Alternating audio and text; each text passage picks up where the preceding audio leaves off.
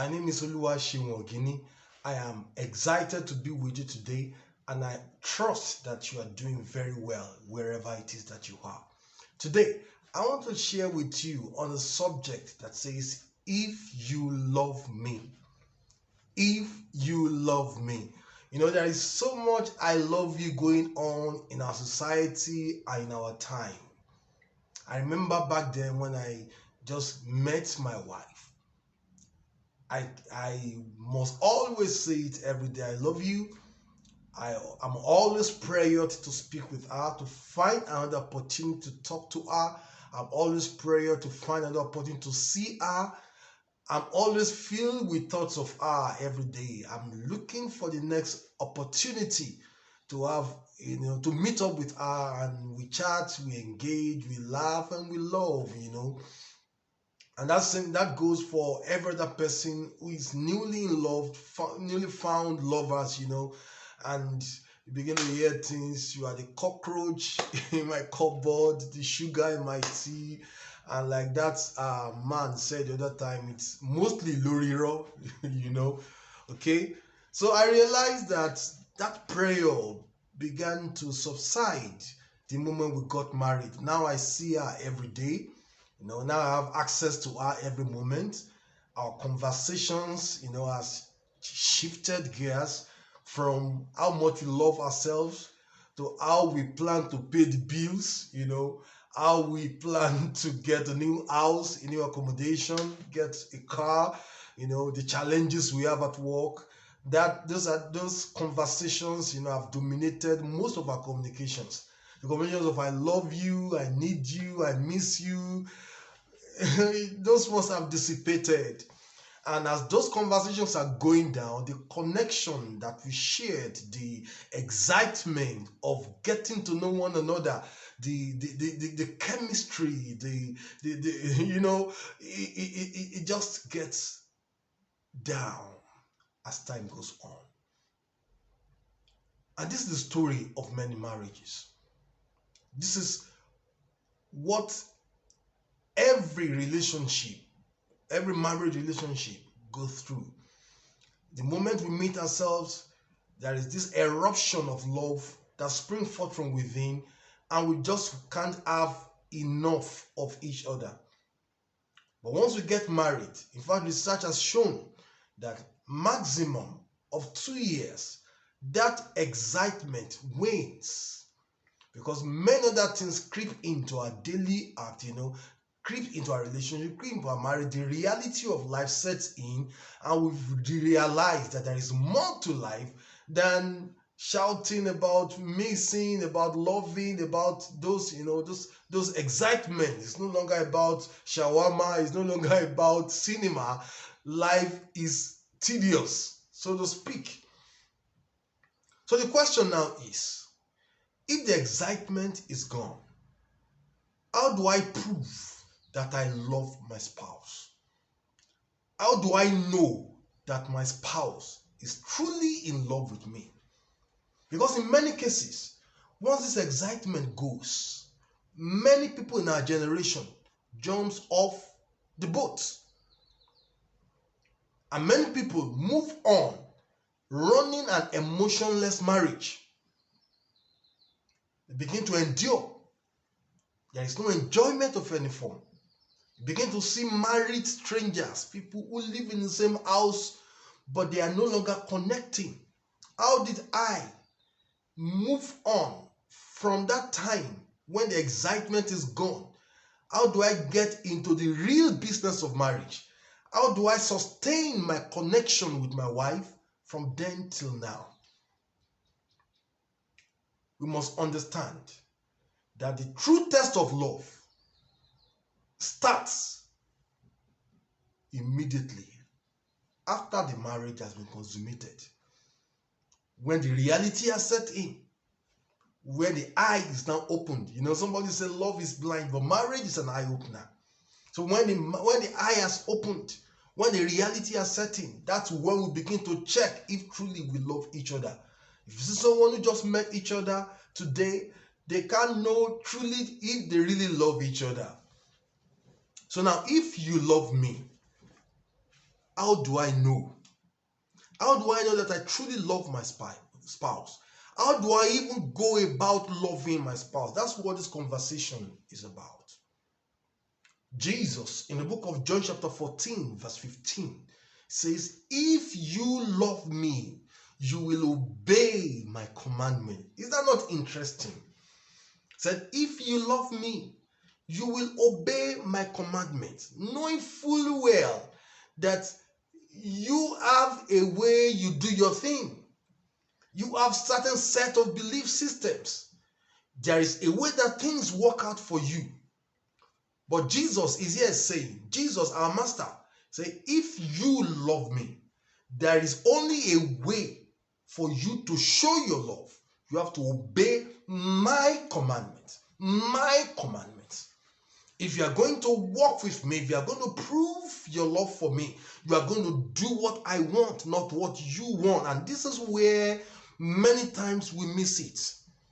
If our Lord Jesus Christ, Master of the universe, is saying the only way to demonstrate your love to him is his own commandment, I can therefore confidently say that the way to love your spouse truly is according to his or her commandment, not your own commandment.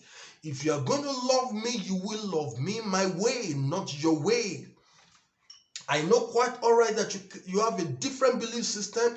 You have come from a different background. You have different experiences from me. But that doesn't matter. The way to know that you love me is if you connect with me at my own level of understanding. The mistake that many couples make today is that they want to love their spouses in the best way that they have been exposed to, in the way that they have learned from childhood, in the way they have seen love practiced in their homes, in their own previous home. I mean, among their parents, their father and mother. That's the same way. That's the way they understand. That's the understanding they have built over time, and that's how they want to love their spouse. But this is wrong. This is wrong. God had to tell Joshua, if you want to be prosperous, if you want to be successful, you have to first study me. Study me. Study me. Get the book of the law. Get close to it. Get conversant with it. Look at every intricacy that has to do with me inside the book of law. Then work with it. It is after then that you can have any claim to success or prosperity. That's God speaking. If you want to succeed, if you want to be attached to me, you have to learn me. You cannot succeed without knowing me. So in the same way, you cannot succeed in your marriage without knowing your spouse. What is this need? What are his preferences? What is it that she marvels at?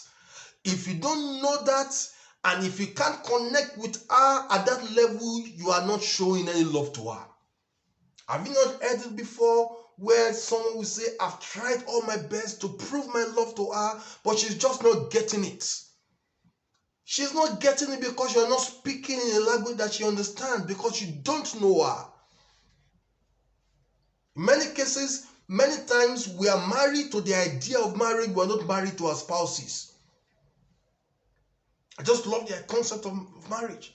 I want to go by the name Mrs. So. You know the name, but you don't know the man. What makes him happy? What triggers his emotions? You are not aware. If you love me, he's saying that you must base your love on the knowledge of me. Somebody said, knowledge is a common denominator in the school of power. Knowledge is a common denominator in the school of power. So if you want to be powerful in your affairs with me, you have to connect with me based on knowledge. It is no longer chemical reactions. It has to be factual. Your love must be based on factual command systems. You must understand my operating system for you to prove that you love me. If you have a car that you love the car so much, you demonstrate your love by knowing how the car works. You demonstrate your love not just by what you say, not by what is in your head. You get close to the car, understand its workings. If you don't get it, you can't drive it, and you can't prove to anyone that you love the car. So there is something that we, that we normally call mumu button. Do you know the mumu button of your spouse? Let me put it that way. That button that when you press it, the man or the woman will feel extremely loved. Do you know it? It is time for you to stop loving the way you know how to love. It is time for you to learn the ways of your spouse. So, moving away from the chemical reactions of excitement, of just knowing each other, and maintaining your marriage for the long haul, you have to plan based on knowledge. You have to live with your spouse based on knowledge. It is not because the chemical reactions will go. If it has not gone now, it's just a matter of time. 2-3 years. In fact, in many cases, 2 years. The excitement of the chemical reactions will go. When reality sets in, what you need to keep your marriage afloat is living with your spouse according to knowledge. Jesus said, if you love me, obey my commandments. So this is a fact that we must know. Everyone has a language that he understands. So there is this thing called love language. Do you know the love language of your spouse? Do you know the love language of your wife? Do you know the love language of your husband? If you are not speaking to him or her in that language, that particular language, he will not interpret your actions as love, because he will not be able to understand them. So we have many love languages. We have words of affirmation. We have gifts. We have quality time. 5 of them. And I will quickly run through them now. But you must know this. If you are not speaking, everyone has a particular language that is just like I speak Yoruba today. If you speak Igbo to me, I won't understand. I will hear you, but I won't understand you. You know, there's a difference between hearing and understanding. So if you speak Igbo to me, I will hear what you are saying, but I won't understand. So I won't be able to interpret what you are saying correctly. I will just assume you are shouting. Okay? So if my love language is words of affirmation, I want to hear verbal compliments from you. I'm very sensitive to hearing you comment about how I look, about how I dress, about the taste of my food if I'm a woman. If you're able to give me those compliments, I know that truly you love me. That's how they know that you are in love. So if I work with words of affirmation, and you go to buy me 10 million naira jet, 10 million naira gift, you get me a private jet, I don't care. I'm not looking for it. What I want to hear is compliment from you.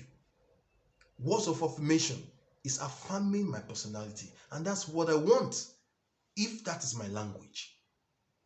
So words of affirmation can be a matter of verbal compliment. It might be encouraging words. Encouraging means words that inspire courage. Some spouses want to hear those words from their spouse, from their partners.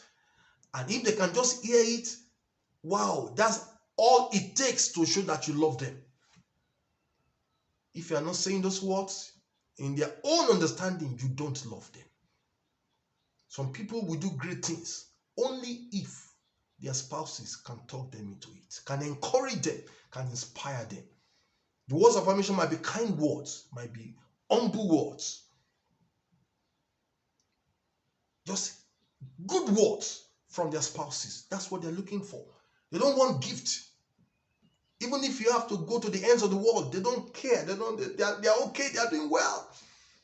They just want to, anytime they hear they pick your phone call, they want to hear it. I love you. You are the most beautiful thing that has ever happened to me. They want to hear it. They are dying to get those words from you. And here you are. You are very busy. You don't have time. There is nothing you do for them that will satisfy them. Number 2, quality time. Some people, the language that they understand is called quality time. They want to have that time with you. There is this story of a woman that I read who have a well-to-do husband, so to speak. The career is very okay. He's rising, is meeting his targets, getting promoted, having so much money, and he's spending the money at home. Every need of the home is capable of meeting them all. But the woman was always complaining. What was the woman saying? She said, what's the point of having all of this and it's not always around? Meanwhile, the guy comes home to sleep every night. But the woman is always complaining. What's the point of the money? What's the point of the food? What's the point of the beautiful house without you in it? That woman is saying something. You are not speaking in a language that I understand. You don't love me as much as I know. Take all of these things that you are throwing at me. I don't care. All I want is you. That's the language the woman understands. So a marriage counselor that intervened had to tell the man categorically, do you want your family or do you want your career? You have to choose. So eventually the man chose his family, and they now worked out a way to achieve quality time with his wife, such that he didn't lose on any end. If you speak in their language, the language of your spouse, you will be able to understand each other and work things out so that all other things will be maintained. But without the love being shared, there's going to be losses on every side. May you not lose on every side. So quality time, quality conversation. They want quality attention. They have quality activities, quality conversation. That's just what they want to factor into the time. So quality time is very, very important to some people. And if you are not giving them that, you are not in love with them. They don't consider you to be. And that's, many times you see these people that have this as their love language. Their spouse not always around, but in their place of work, there is somebody that is close to them. They always have this quality time together from morning till night every day. And the guy or the lady gives them time to have quality conversation, quality everything, quality deliberation, quality activity, have this time together. And this is their love language. They are getting it from somebody else outside. It is easy, very easy to jump off the boat. Quality time. It's a language of love. So if it is, you must be aware of the language that your spouse speaks. That's how to show that you love him or her. Another love language is gift. Some people just give them gifts, even if it is sweet, even if it is flour. It doesn't have to be something big or massive.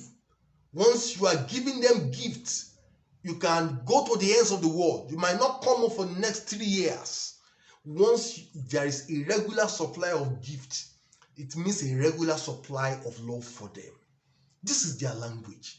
You must speak it if it is their language. You have to speak it. If you are not speaking it, you are not in love with them. Don't forget, we are talking about if you love me. And we started by saying, by sharing the words of Jesus himself. He said, if you love me, then you obey my command. I'm sorry, that is who I am. If you want to walk with me, if you want to ride with me, then you love me my way, not your way. Not what is convenient for you, not what is comfortable for you, but what I am. You must know me. If you don't know me, you can't love me. So if I'm a gift person, I want to get gift from you. That's the only way to show that you love me. Another group is act of service. Act of service. There are some people, if you can just continuously help them out, serve them at different levels, they will love you. Because that's the language that they speak. That's the language they understand. That's how they interpret love. Some women, many women have this, as their language, if not secondary, if not primary, then to secondary. They want their man to help them fix things at home. Take part in the chores.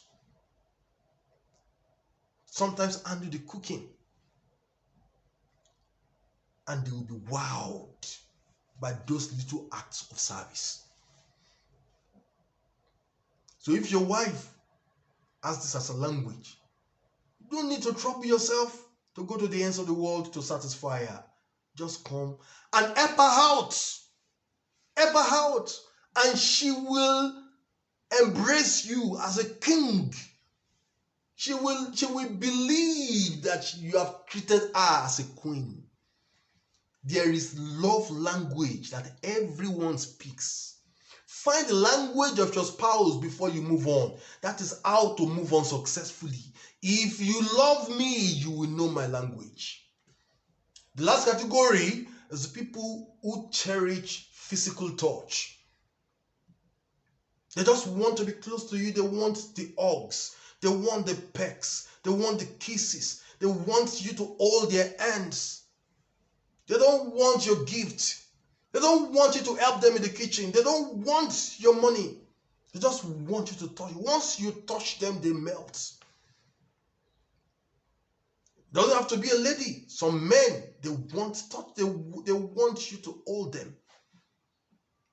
And these languages are formed by our upbringing, how we grew up, where we grew up, what we were exposed to. The things that we learned from childhood. We got used to them. So if my language is act of service, it must be what I've seen, what I've been exposed to since I was young. But that's who I am.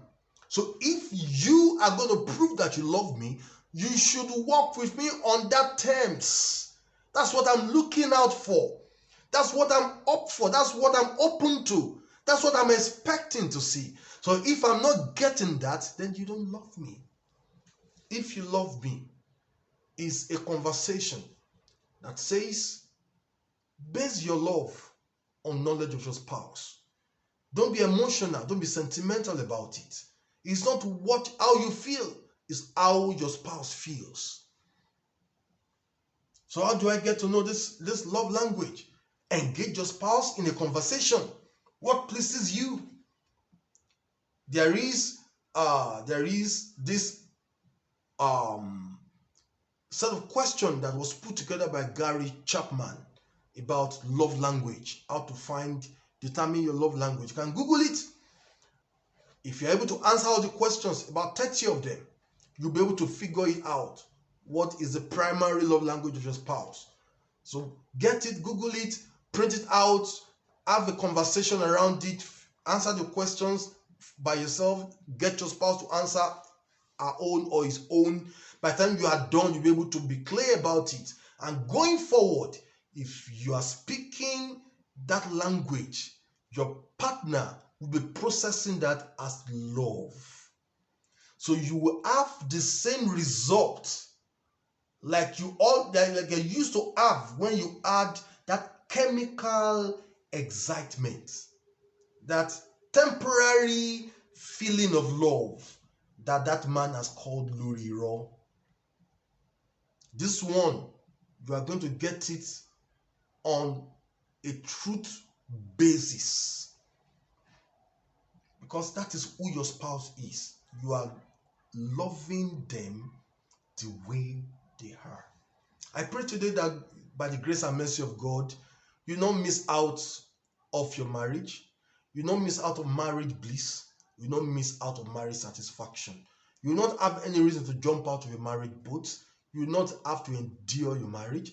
You will enjoy it. You will be fulfilled in it. You will be happy in it. You'll be blessed in it. And your children will call you blessed by the grace and the mercy of God. May God bless you in Jesus' name.